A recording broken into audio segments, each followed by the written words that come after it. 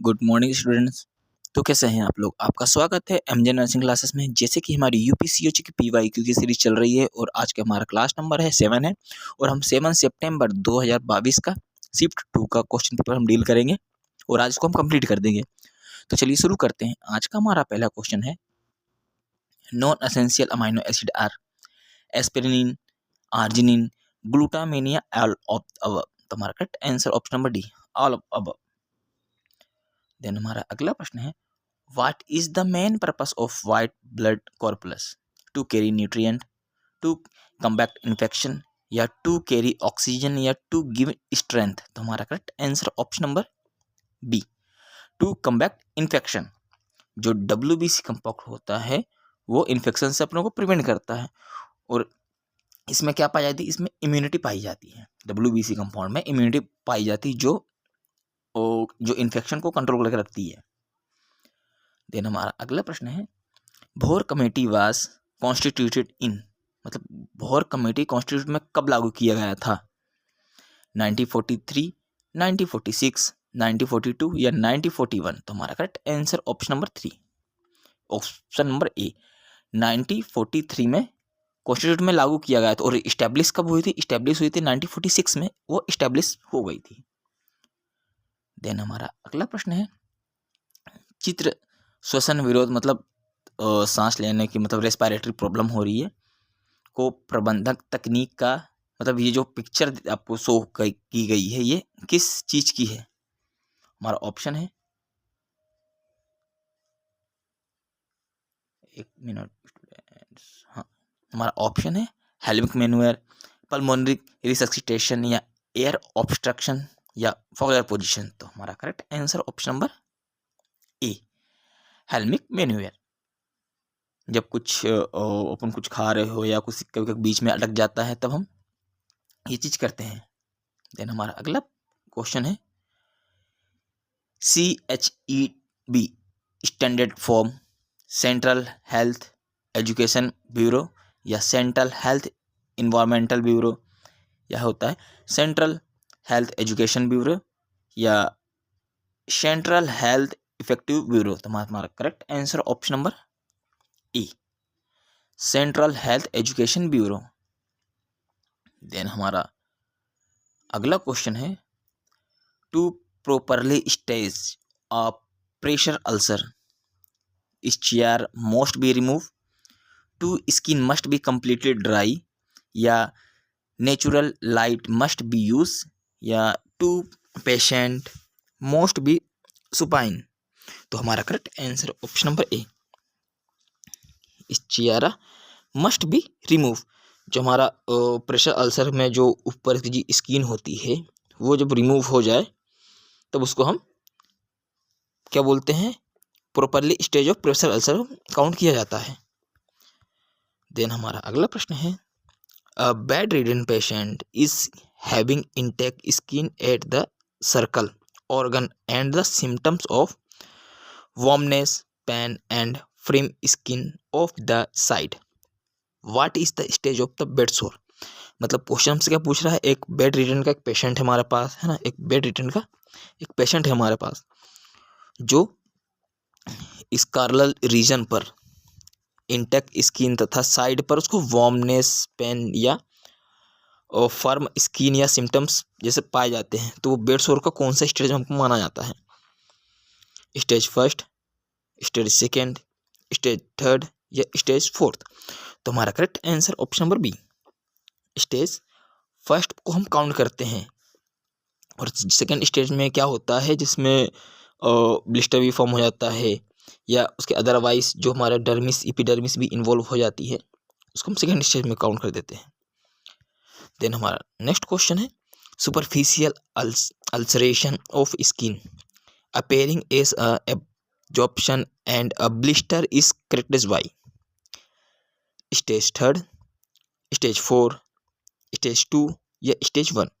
तो इसमें हमारा करेक्ट आंसर है ऑप्शन नंबर बी, सी, स्टेज 2। जो अभी जिस बताया था हमने, जो ब्लिस्टर जो फॉर्म हो जाते हैं वो स्टेज सेकंड में काउंट कर देते हैं। और जो थर्ड स्टेज के अगर देखते हैं तो थर्ड स्टेज में वो अपना स्किन पूरा, मतलब जो dermis, epidermis, hypodermis total complete कर देते हैं और 4 में जो फोर्थ स्टेज होती है उसमें जो बोन अपना विजिबल हो जाती है। देन हमारा अगला प्रश्न है, a patient is found to have a bedridden are of skin with serum form blister formation of the wound. मतलब ब्लिस्टर फॉर्मेशन का फिर से क्वेश्चन आ गया, तो इसमें हमारा correct answer option number B जाएगा। देन हमारा अगला प्रश्न है, a patient has a pressure ulcer in which subcutaneous fat and visible but bone tender or muscles is not explored or visible दिशा। मतलब क्वेश्चन हमसे क्या पूछ रहा है, एक पेशेंट है और वो प्रेशर अल्सर का है जिसमें सबक्यूटेनियस फैट दिखाई दे रहा है लेकिन उसको बोन और टेंडन या मसल्स एक्सप्लोर विजुअल नहीं है। मतलब जो उसकी बोन है, टेंडन है एंड मसल्स वो विजुअल नहीं हो रही है, तो वो किस स्टेज में आता है? Stage second ulcer, stage fourth, stage third या अनस्टेबल अल्सर। तो हमारा correct answer option number C, वो थर्ड स्टेज में आते हैं जिसमें, और हाँ जिसमें बोन विजुअल हो जाए तो वो डायरेक्ट फोर्थ स्टेज में जाएगा। देन हमारा अगला प्रश्न है, a patient has a pressure sore on the back of the thigh hip and a bone is exposed. This pressure sore in stage second, stage first, stage fourth या stage third। तो हमारा correct answer option number C, stage 4। देन हमारा अगला प्रश्न है, the earliest identify skin for the developing pressure sore at skin is a localized loss of sensation, change in color, coolness to touch या oedema. तो हमारा correct answer option number B, change in colour. पहले अगर pressure ulcer का कोई भी symptoms दिखते हैं तो उसमें पहले स्किन कलर चेंज होती है।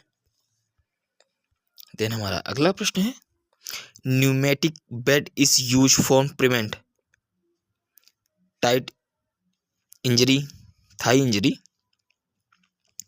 एंड मस्कुलर कॉन्ट्रैक्शन या बेड सोर या फुट एप्सिस। तो हमारा correct answer option number B, bed सोर।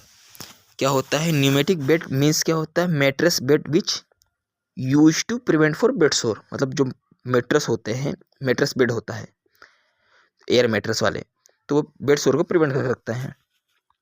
देन हमारा अगला प्रश्न है, cleaning the bed sore has to be done from inner to outer, outer to inner, wound part या all circle surface at time. तो इसमें हमारा correct answer option number B, जो हम पहले आउटर टू इनर करेंगे ना, जिसमें क्या बोलते हैं, more contaminated to less contaminated.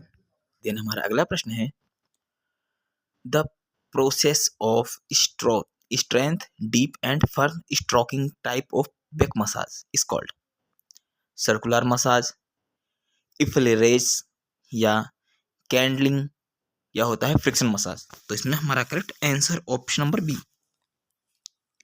इफ्लेरेज massage. अभी इफ्लेरेज मसाज होता क्या है, टू टच लाइटली ऑन, मतलब हल्का सा लाइटली टच करना है ऑन द मसल्स टेक्निक बोलते हैं इसको, जिसमें क्या बोलते हैं, लॉन्ग लिम्फ, लंबी लिम्फ होती है या लॉन्ग एक्सिस वाले एरिया को सिर्फ लाइटली टचिंग करके मसाज करते हैं। एंड जो कैंडिंग मसाज जो होती है वो भी एक तरह का यह प्रिटेजिंग मसाज उसको बोलते हैं, एक नाम होता है इसका प्रिटेजिंग मसाज, जो टेक्निक जिसमें मसल्स ग्रुप या क्लेंडिंग स्क्वीजिंग थंब से करते हैं, टिप या थंब से, इंडेक्स फिंगर से भी हम उसको मतलब हल्का पाम या सोल इंडेक्स फिंगर उसको हम हल्का से रब करते हैं। एंड जो फ्रिक्शन तो पता ही है आपको, जो घर्षण के द्वारा होते हैं। एंड सर्कुलर मसाज, और ये ओनली से सर्कुलर मसाज ही किया जाता है उसमें। देन हमारा अगला प्रश्न है, which type of the following is not a type of the back massage. इसमें से बैक मसाज का टाइप कौन सा नहीं है, पर स्टेजिंग, इफ्लेरेज, सॉकिंग या टैपिंग। तो हमारा correct answer option number B, soaking जो होता है वो बैक मसाज का टाइप नहीं है। और ये पूछा गया था लास्ट टाइम, कब पूछा था, क्या आरआरबी स्टाफ नर्स में 2019 में पूछा गया था ये क्वेश्चन। देन हमारा अगला प्रश्न है, which guideline a nurse has a follow when caring for pressure sore, मतलब प्रेशर सोर का पेशेंट है, उसको केयर करनी है, तो कौन सी केयर उसको देंगे। Wound must be remain moist, जब वुंड जो है तो मॉइस्चर है, या tight packing of the wound, wound को टाइट से पैक कर देंगे, या dressing to dry before the remove, अगर जो हमारा ड्रेसिंग है वो सूख जाए तो उसको हम रिमूव कर देंगे, या plastic sheet type of the dressing is cover, या प्लास्टिक सीट वाली सीट को हम ड्रेसिंग को हम कवर कर देंगे। तो इसमें हमारा correct answer option number C, dressing to dry before remove, अगर जो हमारी ड्रेसिंग हो वो सूख जाए उसके बाद हम उसको रिमूव कर देंगे। देन जो बेड सोर की केयर होती है, वुंड मॉइस्चर वाले केयर नहीं करते हैं, जो उसको हमेशा वो केयर देते हैं जो हमको ड्राई हो जाए, और जो वैसे खासकर क्या गॉस पीसी हम यूज करते हैं, या प्लास्टिक सीट यूज नहीं किया जाता उसमें। देन हमारा अगला प्रश्न है, a nurse observe that there is the continue bubbling in the suction control chamber of a water drainage connected to a suction for a patient on chest tube. This condition has, there is leak in tube, system is functioning properly, या responding to the tube is needed, या additional suction of is needed। तो इसमें हमारा correct answer है option number A, there is leak in tube, अगर tube leak हो रही है तब हम वापस वो तब क्या करेगी, वो कंटिन्यू बबलिंग करेगी जब ट्यूब लीक हो तो। देन हमारा अगला प्रश्न है, if a chest drainage system line to born or interrupt the nurse first course in of action should to be document finding, या notify the physician, chest the patient vital, या clamp the tube immediately. तो जिससे हालांकि question क्या पूछ रहा है हमसे, यदि एक चेस्ट ड्रेन सिस्टम को लाइन जब ब्रोकन लाइन टूट गई या इनकरेक्ट हो गई तो नर्स को फर्स्ट एक्शन क्या करना चाहिए, है ना। तो डॉक्यूमेंट फाइंडिंग, नोटिफिकेशन, फिजिशियन को नोटिफाई करेगी, या पेशेंट के वाइटल लेंगी, या इमीडिएट क्या करेंगी, क्लेम करेंगी। तो हमारा correct answer option number D, immediate claim करेंगी। देन हमारा अगला प्रश्न है, a high frequent chest wall oscillation vest is used for prevent high frequency ventilation, या loosening tight chest section, या preventing pulmonary embolism, या providing cardiopulmonary resuscitation। तो इसमें हमारा करेक्ट आंसर है ऑप्शन नंबर बी, क्या करेंगे इसको हम, लूसनिंग टाइट इन सक्शन, मतलब ये अपना हाई फ्रीक्वेंसी चेस्ट वॉल ऑस्कुलेशन में ये क्या होता है, इनफ्लेटेबल वेल इन्वॉल्व होती है, जो एक मशीन से जुड़ा होता है, एंड मशीन क्या होती है, वो एक यांत्रिक रूप से स्वयं को, मतलब स्त्राव को, मतलब सोर्स को, उसको वो ढीला हो जाता है, मतलब जो अपना सिक्रीशन होता है, सिक्रीशन को वो ढीला कर देती है, और वो उस ताप में उसको कंपन करके चेस्ट फिजियन से, मतलब चेस्ट या फिजियोथेरेपी से वो बाहर रिमूव हो जाता है। देन हमारा अगला प्रश्न है, to do percussion and postural drainage of lung in bronchiolitis, what body position of the patient is the nurse should be, spine position, semi-fowler position, prone position, या डेक्यूबिटस पोजीशन। तो इसमें हमारा correct answer option number D, decubitus position. और इस position, डेक्यूबिटस position main क्या होता है, main pressure सोर के लिए ये पोजीशन यूज में ली जा सकती है, एंड इसमें क्या होता है, फ्लैट सरफेस, बिल्कुल फ्लैट सरफेस इसमें पेशेंट को दिया जाता है। देन हमारा अगला क्वेश्चन है, what nursing action will most help a client obtain maximum benefits after postural drainage, administer PRN oxygen, या place the client in a sitting position, या encourage the client to cough deeply, या encourage the client to rest for 30 minute. तो इसमें हमारा correct answer option number C, encourage the client to cough deeply. Then हमारा अगला question है, a nurse is associating physician which the remove of a chest tube, the nurse must appropriate instruction the client. तो question हमसे क्या पूछ रहा है, एक नर्स है चेस्ट ट्यूब को हटाने के लिए चिकित्सक से सलाह ले रही है, एवं क्लाइंट को नर्स को क्या बताना चाहिए, मतलब क्या निर्देश को देना चाहिए। स्टे वेरी स्लाइटली, या इनहेल एंड एक्सहेल क्विकली, या exhale as the tube in put out. ये क्या करना चाहिए, परफॉर्म वल्सेल्वा मैन्यूवर। तो इसमें बेस्ट क्या है, ऑप्शन नंबर डी, वल्सेल्वा मैन्यूवर, जो हमको चेस्ट ट्यूब ड्रेन को हटाते समय वल्सेल्वा मैन्यूवर सबसे बहुत जरूरी है। उसमें क्या होता है, हम वो गहरी सांस लेते हैं एंड रोक देते हैं डीपली। देन हमारा अगला प्रश्न है, which instruction should the nurse giving a patient who is going to have a chest tube remove।